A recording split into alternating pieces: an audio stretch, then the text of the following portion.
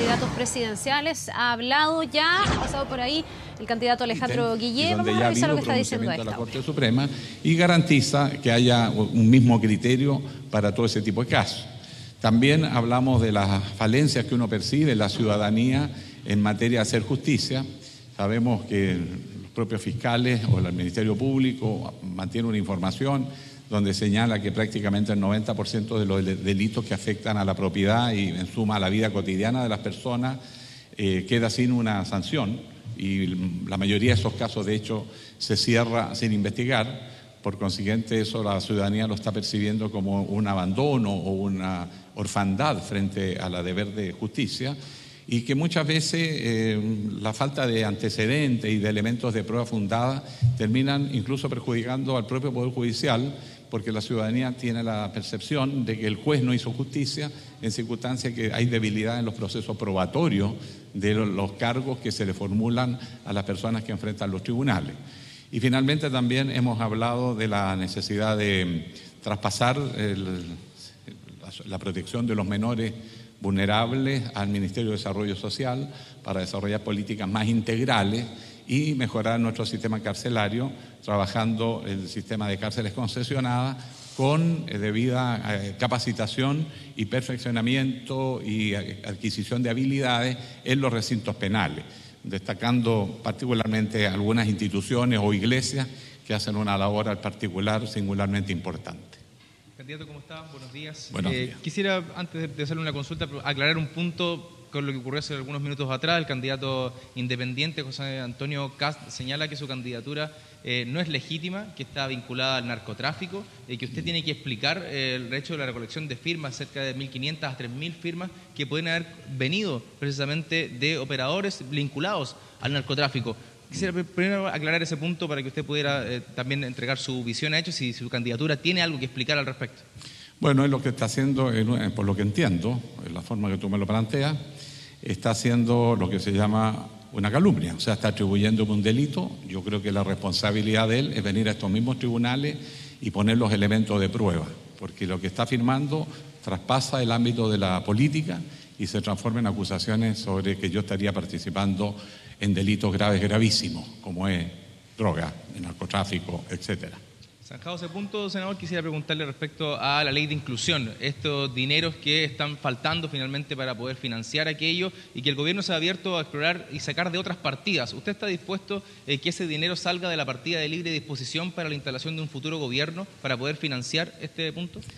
Eso es lo que lo planteamos hace un par de días. Andaba en Calama, no sé si rebotó por acá, pero planteamos que el gobierno debe honrar su palabra y cumplir los compromisos. Nosotros tenemos con educación un compromiso para todos los estudiantes, no importa en qué sistema se encuentre, son todos personas con los mismos derechos, porque si no, no sería el derecho a la educación, y obviamente tiene que ser un objetivo prioritario en el presupuesto y habrá que sacar recursos de otros sectores. Si es necesario, de los recursos que quedan a libre disposición, también. Pero yo quiero también destacar que felizmente la economía está repuntando mucho más de lo que todos esperaban hace un mes y medio atrás o 2 meses atrás, y por consiguiente va a ser un año más holgado abiertamente que este. Probablemente vamos a crecer el doble que este año. El cobre, ustedes vieron ayer como anduvo en las bolsas, sobre ya $3 claramente y 0,9 centavos. Eso también está diciendo que vamos a tener un poquito más de holgura en el presupuesto del próximo año. ¿No me parece que desde Hacienda se abran como un gesto en la gratuidad sin mover una décima del gasto fiscal? Kast dijo que esto es una tarea que tiene que realizar el gobierno, no un gesto. Por supuesto, el gobierno tiene que presentar porque ellos tienen la facultad. El Congreso no puede hacer observaciones que implique costo, pero nosotros le pedimos al gobierno que refocalice gasto y que cumplamos con este compromiso con las chilenas y chilenos.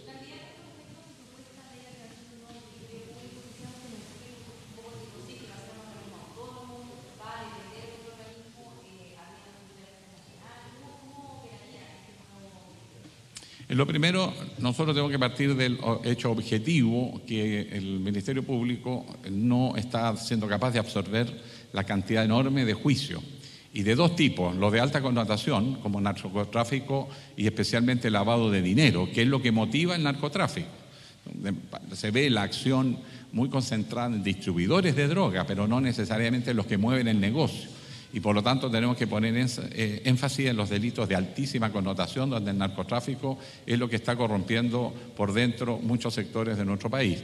Por esa misma razón, eso es lo que requiere es capacitación, expertise.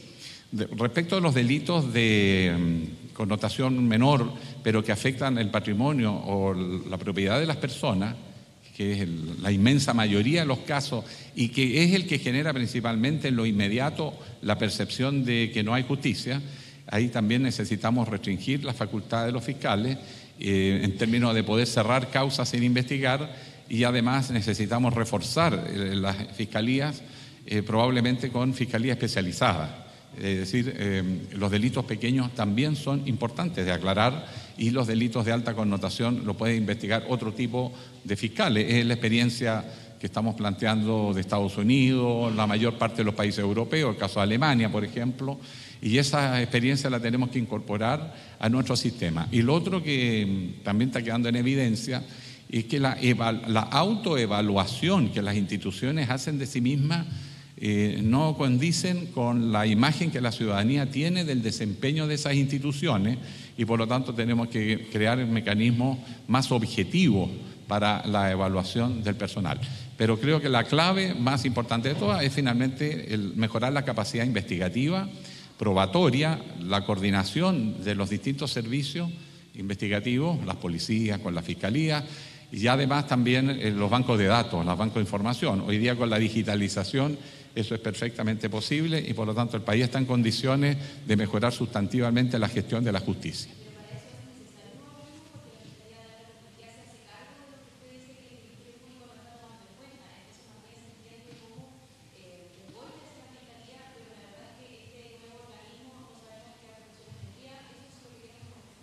Es lo que acabo de señalar, por lo tanto no es un golpe. Todo lo que favorece a los ciudadanos es una buena noticia.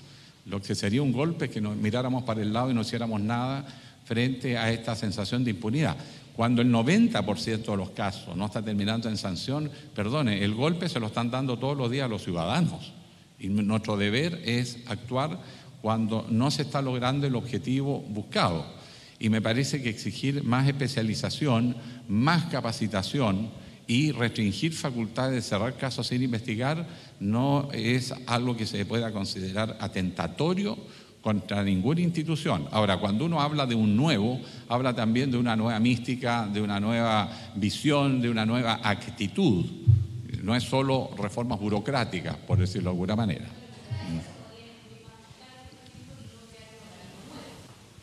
Cuando las cosas no funcionan, ponerle más es como la AFP. Están pidiendo, póngale más plata a la AFP porque ahí va a funcionar mejor. Ese es otro engaño. Que se vive en la legua.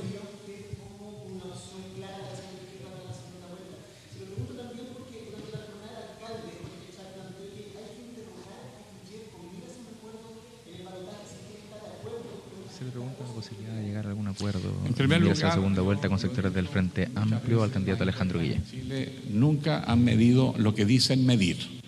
Por lo tanto, creo que se ha abusado de la fe pública, porque lo que están haciendo es ajustar las encuestas a lo que ya es evidente, porque van a tener que rendir cuenta de todos los desaciertos y de todas las manipulaciones que se han hecho durante todo el año. Nunca en la historia republicana de Chile se manipuló tanto la información como en este periodo. Y por lo mismo, nadie puede decepcionarse por estas subidas y bajadas, que no son otras cosas que un intento de ajustarse a la verdad que ya se les viene encima. En segundo lugar, todos tenemos claridad que el acuerdo para segunda vuelta va a ser esencialmente programático.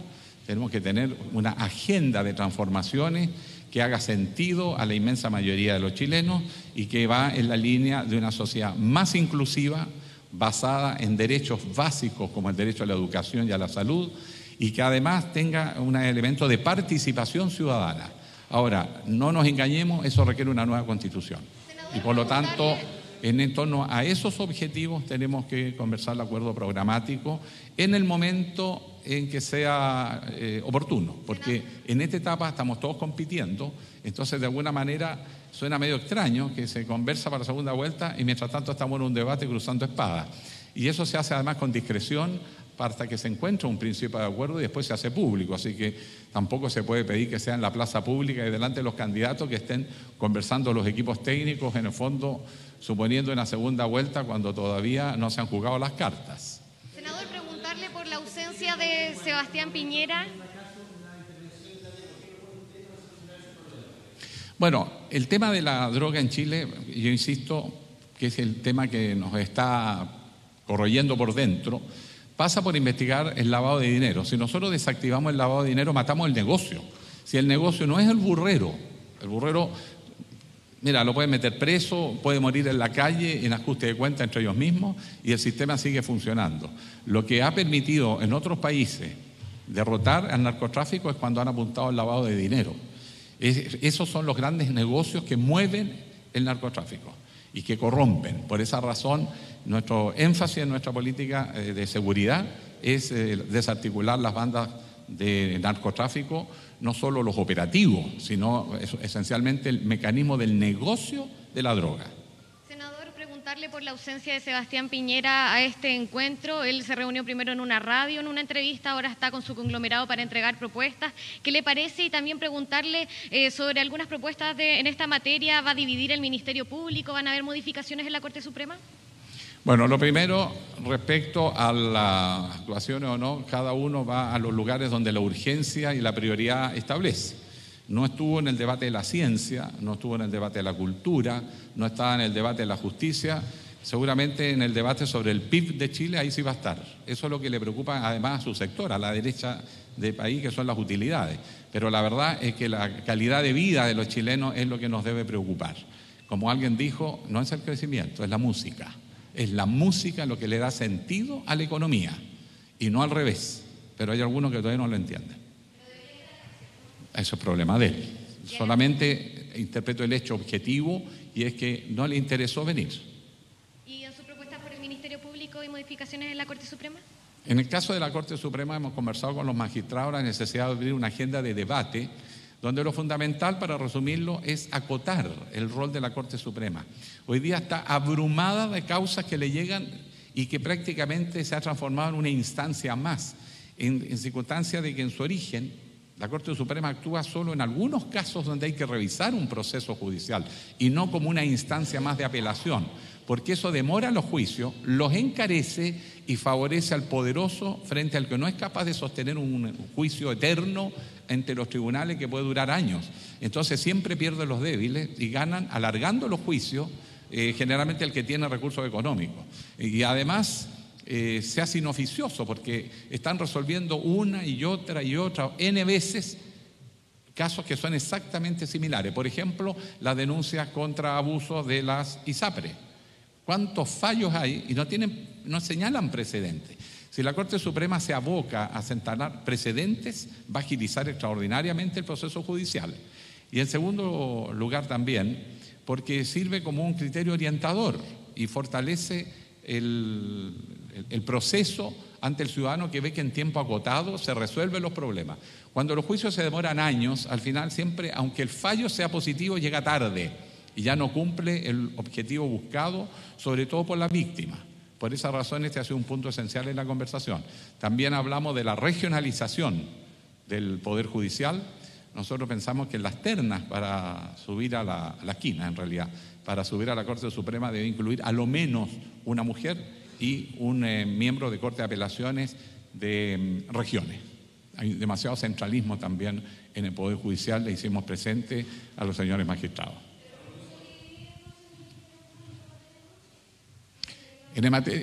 O sea, la experiencia que tenemos, pasando ahora al Ministerio Público, que no es lo mismo que la Corte Suprema, al Ministerio Público, la experiencia comparada demuestra que los países separan fiscales especializados en causas que afectan a la comunidad o a las personas y los crímenes de alta connotación.